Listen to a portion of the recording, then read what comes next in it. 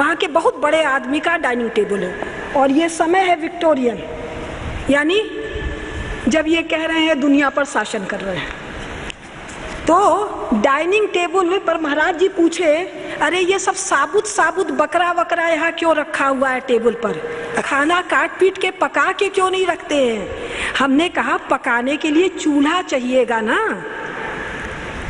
Victorian era में बड़े आदमी के घर के एक हॉल के सेंटर में बड़े बड़े तने जल रहे हैं और उसमें बड़े बड़े कड़ाहे हैं, जो कड़ाहे 2-4 साल में एक बार उतरते हैं, तो कुछ चीज उसमें खौलता है और जानवर उस आग में डाल देते हैं। तो ये जानवर टेबल पर हैं और बड़े बड़े चाकू लेके क्यों बैठे हैं? हमने कहा बड़ा बड़ा चाकू नहीं लेंगे तो काट के खाएंगे कैसे?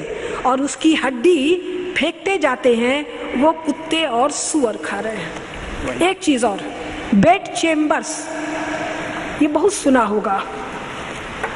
बेड चेम्बर क्या है किसी को नहीं पता, और जबकि अपने पढ़े लिखे सबको पता है। पैखान एक कमरा है, 20वीं शताब्दी का हम कहानी सुना रहे, 19वीं नहीं, 1905, 1910, 1915, 1920 तक। कहाँ की? लंदन और पेरिस। एक कमरा है, चौकी है, 8, 10, 15 आदमी उस पर सो रहे हैं, पॉपुलेशन एक्सप्लोजन है। उसके नीचे एक हड़िया है, बेड के नीचे वो चेम्बर है, उस हड़िया में सब लोग निमट ले रहे हैं सुबह। और कहाँ निमटने जाएं? पैखाना तो नहीं है, कंट्री साइड तो नहीं है, और ये प्रैक्टिस हजारों साल की है संपूर्ण यूरोप में, संपूर्ण अमेरिका में। शिमला में भी चले जाइए तो वाइस रीगल लॉज में अभी भी बेड चेम्बर है, अभी भी उसको मेंटेन करके रखा हो।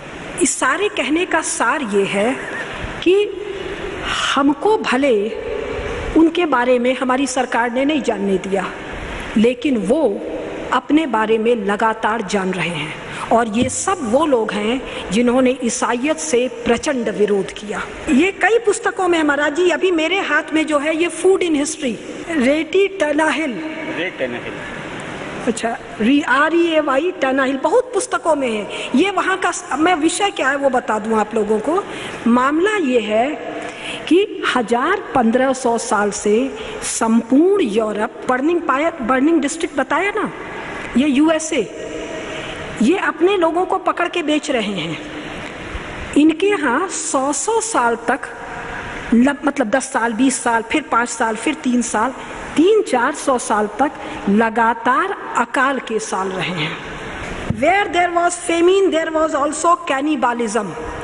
और संपूर्ण यूरोपियन हिस्टीरियोग्राफी ने कैनिबालिज्म मतलब मनुष्य को मार के खा जाना, ये आरोप अफ्रीका पर, नॉर्थ अमेरिका पर और लैटिन अमेरिका पर लगाया।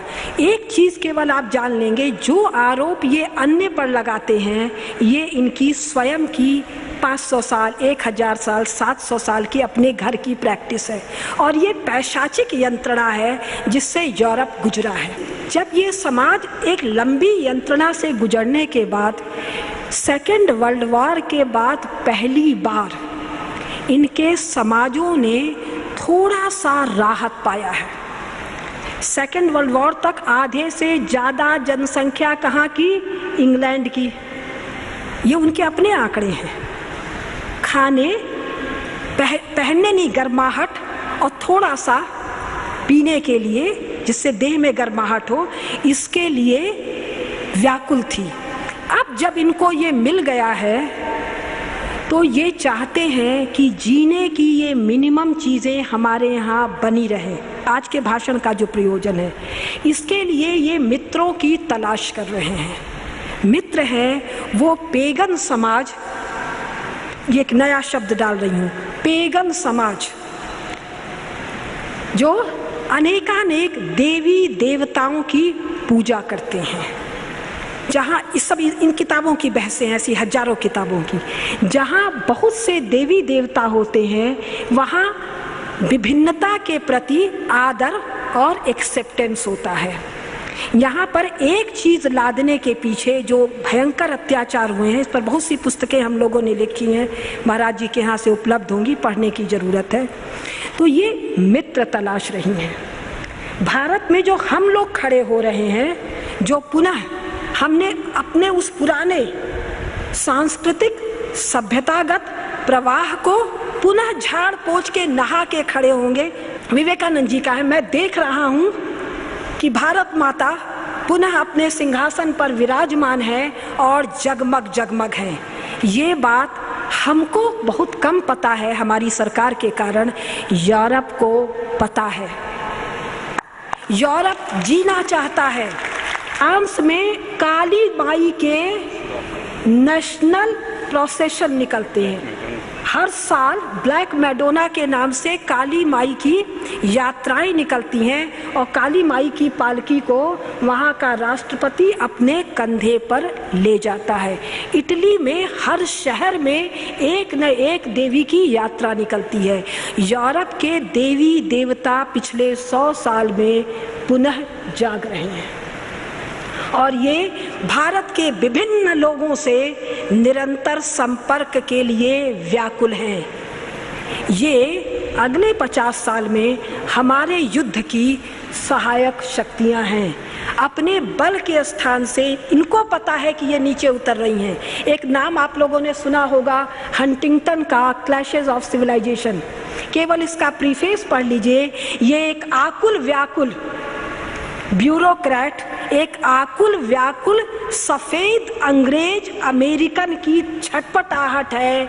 हम अमेरिका में कम हैं, हम नष्ट हो रहे हैं। इतनी सारी सभ्यताएं, वो देवी देवता नहीं कहता है, पेगन सभ्यताएं खड़ी हो रही हैं जिनका 50,000 साल का इतिहास है, 1 लाख साल का इतिहास है। सारा अफ्रीका का, लैटिन अमेरिका का, नॉर्थ अमेरिका का, सब जगह खड़े हो रहे हैं। तो ये हमको जीवित रहने देंगे क्या? हाँ, जीवित तो हम रह लेंगे।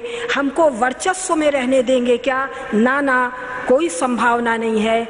ये भी मित्रों की तलाश में है। इसीलिए बराक ओबामा शपथ लेते वक्त कहता है, हमारे 2 मित्र हैं संयुक्त राज्य अमेरिका के।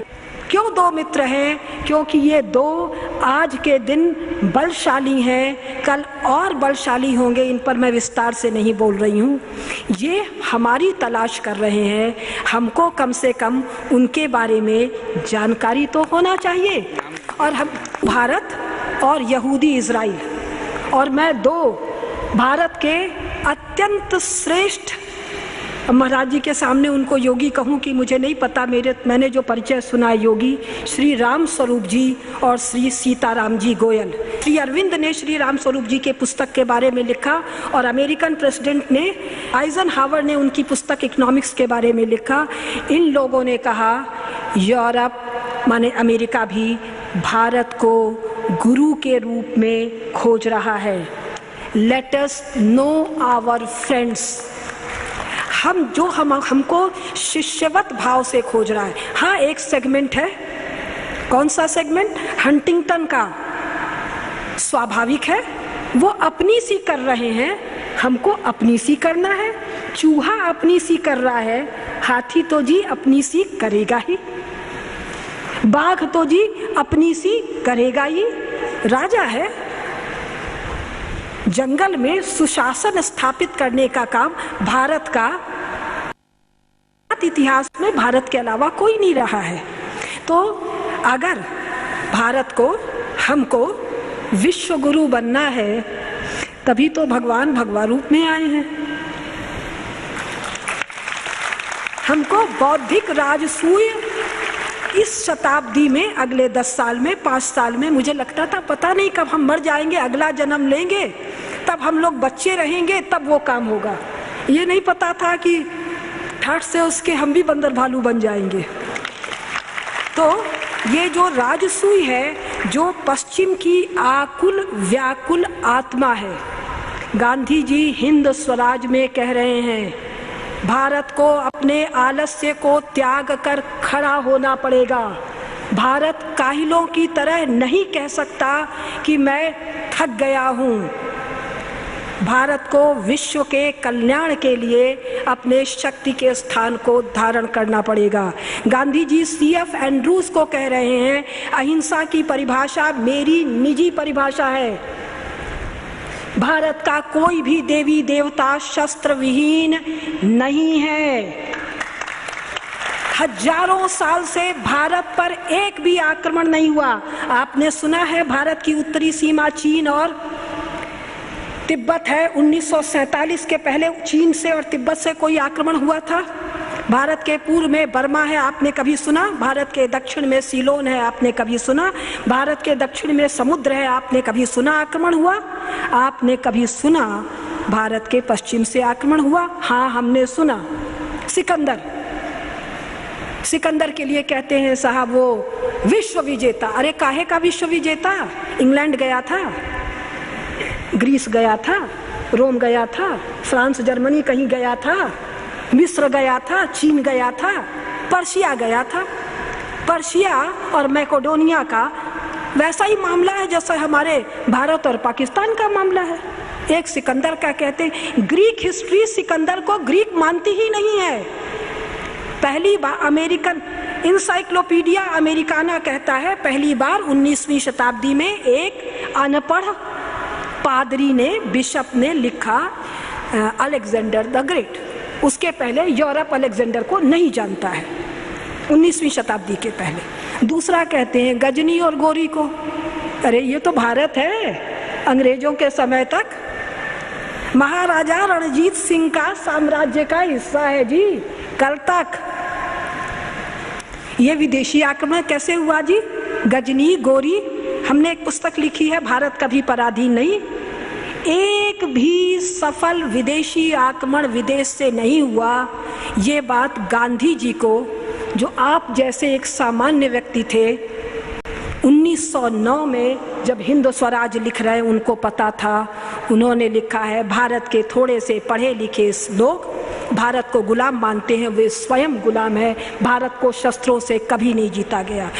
संपूर्ण यूरोप जो है वो इतिहास से लेकर आज तक 40, 50, 60 देशों में बटा हुआ है। भारत